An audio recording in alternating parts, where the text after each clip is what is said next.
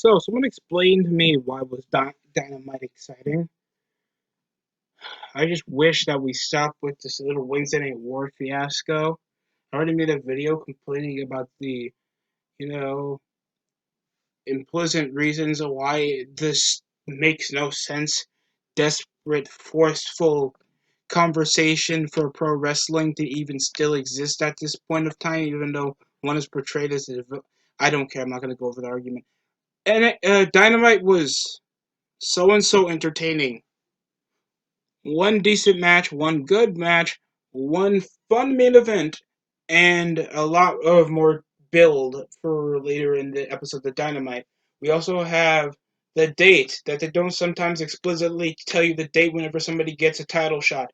Brian Cage, it was simple. He had a chip to earn a championship opportunity at Fight for the Fallen. If it wasn't for COVID, then it would be on the special because it wasn't a pay-per-view, you idiots. So, October 14th, Lance Archer will face off against Jon Moxley for the AEW World title. We also opened up with tag team action, like that's a freaking religion. We, of course, have FTR facing off against Jurassic Express after the little fiasco back when they were in their celebration for winning the tag titles against Hangman and Kenny Omega. The match was so basically formulaic with generic finishes, the obvious routine, and the basic hot tag. We had bicycle kick, bicycle kick, bicycle kick, bicycle kick, and some counters. A reversal in the Northern Light. Of course, I'm going to see a Tope Suicida off Jungle Boy, or else it's not a Jurassic Express match because we can't have different types of wrestling match to determine a certain feud, right? I think not.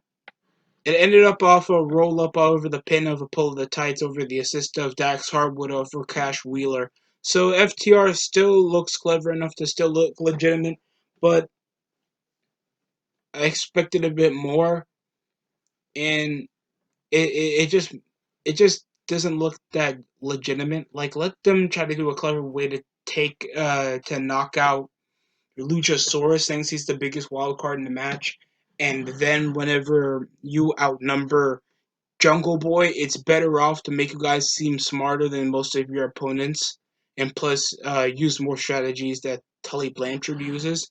We also have what other bugged me over the night was like freaking sports ESPN sports science BS replays of whenever Taz go reviews over the Arsenal repertoire. Like that's going to make your move set sound more actually devastating over going over some butterfly wing dumb tiger slam move that Ricky Starks uses, and he did the same thing to Brian Cage, reviewing over his move set. And I get he's trying to get them over and trying to make them like legitimate pro wrestlers, and I understand. It just felt a bit corny. Other than that, we had a major build going in. We had Matt Hardy get assaulted backstage by a baseball bat to the leg to build up the private parties match against them. We also had a segment involving Miro getting pumped up and doing major workouts with Kip Sabian still wearing a crop top. It's like a metrosexual Evan Bourne. If you do not get this guy off my television set, like we have to get the most blandest dudes, like getting major storylines to show a major free agent like Miro here that I think some people were giving a terrible rap to. Some I think make a bit of sense. I agree. Swerve gave me a pretty good point in the matter of like most of his like charm, his gimmick, and overall character is just borderline. He's just Miro. He comes around wearing some dumb gamer clothes. None of it feels like legitimate. If you have him wearing a suit, looking pro, and showing off a savage nature, then Miro is going to be put up. And now he just looks like a regular guy. He looks like a regular buff guy that you see in Cali that you probably pimp slapped one time on the beach. Oh god, what else we had? We had Hangman face off against Frankie Kazarian 1-on-1, and the reason for this match was Kenny Omega was commentating. and he did an average job going over most of the cells. There was a springboard leg drop, a slingshot leg drop from Frankie Kazarian, just borderline forearm, forearm, forearm. The match was basically okay in the aspect of these guys getting majorly tired over most of their arsenal not going for them.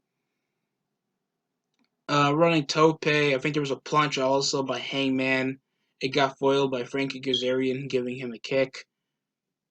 And some preventions from the buckshot leading until to hurrah. Of course, Frankie's going to try to get Hangman over the aspect of Kenny Omega watching. So probably they're going to do some kind of feud revolving around the relationship with Hangman and Kenny. That's why he was on commentary, or else they wouldn't be teasing the notion. They're either teasing this over for All Out because, of course, the work rate, and of course, it's been pretty built up that these guys have been having their issues since they were tag team champions. So that's the reason for it. For me, especially, I don't really care about this failed bromance, gay tassel everywhere in the long tights, having midget coming around just doing springboard moves. I find Hangman enticingly bland. Like there's cowboy gimmicks that are given a lot more like drunken cowboy. He's just a more athletic James Storm with less of the charisma. I'm being serious. He's just coming around and like the commentator's like, hey, he just wants a friend. He just wants to hang out. It doesn't look good. It doesn't look cool. It doesn't look like they share a bond. Like unless you watch New Japan, you watch their stuff in Ring of Honor, you watch Being the Elite, you're not going to get most of the stuff, and most of the time you're going to be like, what's so important about these two guys that obviously are polar opposites, and they coming around feeling like, loving you, la, la. It's just not cool. We had MJF face off against a jobber, and, boy. MJF came around with a really good promo, going over, everybody just saying that if you want to get up here, you got to be in a faction or a tag team or a clique. And I usually find myself the lone wolf in the estate, so I think I should get myself a wolf pack. Decent promo. I don't care. I just want to see legitimate singles wrestlers that don't have to affiliate with anybody, and the only people that are such are practically just Darby Allin and Jon Moxley. And some that should be just a let alone singles act have to revolve around the best friends or two gay guys always holding each other's hands, and the best thing about them is they hug in the middle of a match.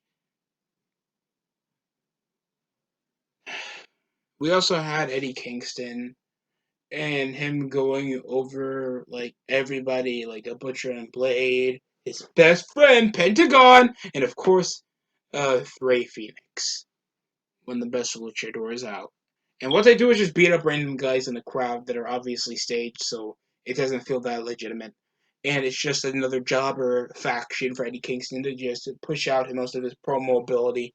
And just for more running top rope punt kicks from Rey Fenix until like they lose to somebody like Sonny Kiss and freaking Joey Janela. I don't dislike many of the guys, probably just the Butcher and Blade, because I find them just bland, random white dudes to fill in for already an expunged, irrelevant tag division that only like 3 of these guys are going to be taken seriously, and one of them just split. Yay, I'm super enticed in this tag division. So we also had Chris Jericho and Jake Hager against Private Party. Obviously, he's trying to avenge now Matt Hardy after what looks like he was ambushed by a bat by Chris Jericho to the leg. And I think he also told him to break a neck, and he was trying so hard to feel like he was being funny. And I don't know, Jericho, all you are is fat now and bitter, and it just feels depressing. And I used to think you were one of the biggest badasses ever stepping to somebody like Brock Lesnar. that time at SummerSlam, and the match was okay. Decent Northern Light suplex. I knew there was going to be a punch of Isaac, and then you have like the guy with the terrible blonde haircut coming around clotheslining Hager out the ring. I understand he was using all his body and clotheslining him out for momentum purposes. It just feels like you could have just given him an immediate Uranagi. And this is the same guy who has to sell moves to somebody like Sonny Kiss. Mark Queen and the Cassidy were trying hard, and then Jericho came around with I think a split like triangle drop kick and just separating these guys over the tag. I think there was also a sleeper hold and just some quick maneuvers. I think there was a kick up Rana, and as soon as the springboard was about to happen, immediate Judas effect, and they sold it nicely. Match was taken there, but it's like you're a former world champion, and he's a Bellator fighter. Like, make sure they have the most dominance in a match, or else it's going to be taken poorly. And even if they do, like, why just bring them in the tag division when they're not a minute threat? Because the FTR are also heels. Shouldn't Jericho be thinking, I should be next in line for the TNT champion? No, not TNT. Probably back get a rematch for the AEW title or something. I don't care that you beat jobbers like the Private Party. I really don't. Next up, we had Evil East against Thunder Rosa one-on-one for the first time ever. The NWA Women's Championship was defended on AEW Dynamite. And this is coming off a tough loss against Hikaru Shida in another good match. And Thunder Rosa just been on fire. And it's sad that NWA wrestlers have to overshadow your really dwindling and irrelevant women's division. And the only thing you come to show for it is a terrible narrative with heels. Get it? And of course, Awesome Kong that's barely on your. I don't even know if she's still on the roster. I don't think Awesome Kong is on the roster anymore because I barely see her on television. I don't know if she has a creative role. I don't know if she's sometimes on Dark or something, or why are you treating like what some people think is a great Hall of Famer who made TNA's Knockouts division. You think she would do enough to like legitimize most of the women, or they're going to use her for a part-time purpose? Make this irrelevant. Make her relevant. Make her like most of the standard for what women should be. Thanks, she seems to look the most dominant next to a literal man woman out of Nyla Rose. Yet we had a title match. It was a good match. It was okay. We had some counters over the arm drag and decent reversals over the arm bar whenever Evil East. Not Evil East. It was Thunder Rosa trying to take control, then just continuously trying to stomp her in the corner. And it was just average selling off Evil East until Hurricane Arana came her way. It got a good reversal over her finisher until a tombstone pile driver literally finished the job. Nice selling, decent fast paced structure, and they knew how to do great reversals. And I treated Thunder Rosa like she's just really. It's gonna be tough to even get one. You really need to watch your step whenever you're against her, and it's like a good selling point. But why is Thunder Rosa getting treated more stronger and legitimate than your legit women's champion? I mean, other than both belts suck, I like Thunder Rosa than I like Hikaru Shida. It has nothing with her being a female Japanese. It's just that she's bland. I'm not saying that she isn't attractive, and I'm not saying that she isn't talented. She's just bland.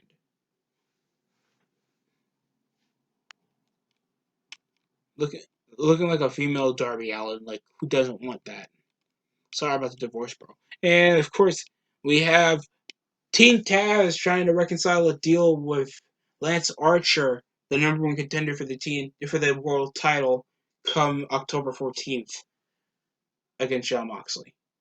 And it was going okay over some compliments, and even though they traded some words before the Battle Royal, like go home show before All Out, they're trying to reconcile a deal with Brian Cage, trying to bring up a title shot when he beats Moxley for the world title, that Brian Cage gets the first shot, and everything is going decent until uh, I think Cage and Lance were going a bit more handsy, and then Moxley just came out immediately, grabbing a fan, and then Ricky Starks came out of nowhere to ambush with Brian Cage, and then Will Hobbs came with a steel chair, clearing out those guys, and it ended up being a 6-man tag. Will Hobbs is now part of the AEW roster. Even though he was pretty much developmental to, like, I don't know what they call it. I'm just going to call him a jobber because he was on Dark. No one cares about Dark. They don't even treat it as an accountable B show, so I don't really concern myself with that. They don't treat it like it's like Thunder. They don't treat it like super main event. They don't treat it like anything except like a secondary show for most of the Brandon Cutlers in the world. So, yeah, and Luther. So, we had Best Friends face off against Proud and Powerful, or what sounds like a feminist band. It's Santana and Ortiz. In a parking lot brawl for the main event here tonight on Dynamite. At least the setting was different setting, and this has at least had some sense of build. I couldn't say that for anything WWE has, because at least it's completely different from anything else other than a dumb steel cage match involving some kind of fat, doughy jobber that Ray popped out. So we had some counters off with the steel chair. Of course, the sock with the change came in, got involved. Canadian destroyers. Some tosses over to the glass. They used the car hood and just kept glamming like Chuck and Trent there. Some Irish whips over the windows. There was a power slam through one of the front glass in the car. It was like really brutal. The sad thing is that their mother picked them up and she flipped them off, and it was like some semblance of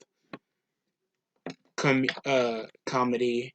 I mean, at least it was different from anything else I watched on Dynamite that wasn't a dumbass tag team match or a dumb title defense. It was fun. It was brutal. Orange Cassidy coming out with the Superman punch was surprising. And we had a decent ending. And I guess that's the end of the feud. Other than that, Orange Cassidy gets a shot for the TNT Championship next week against Brody Lee. And we, of course, have a 6-man tag involving Moxley, Hobbs, and Darby Allin against Team Taz and Lance Archer. I guess that's your selling point for next week, other than I don't know what time Miro's going to be in action. Probably they'll be leaving that for a few weeks until we get these dumbass vignettes out the way. I don't care about the Kip Sabian marriage, other than Miro's going to be in it. And the tag division is already weak as it should, and I don't care about the relationship with Kenny Omega. I'll give Dynamite a solid 6 out of 10 for at least keeping my attention. The matches weren't that bad, except the Hangman match dragged with Frankie Kazarian as much as they want to make this match a long-standing Battle of Will that had no gain in it other than a ranking. You get a win or a loss. It's I think it's irrelevant in the standpoint, especially when it comes to storytelling. Like probably if they do round robin, it makes more sense and it brings more drama. But like if you're gonna do this in a yearly thing and you're just going to inconsistently get guys win loss records, uh I think it would just I think in my opinion you should just scrap it. But other than that, this was a decent show. Thanks for watching the DST show. Hopefully next week doesn't become more disappointing. Other than that, that's it for me.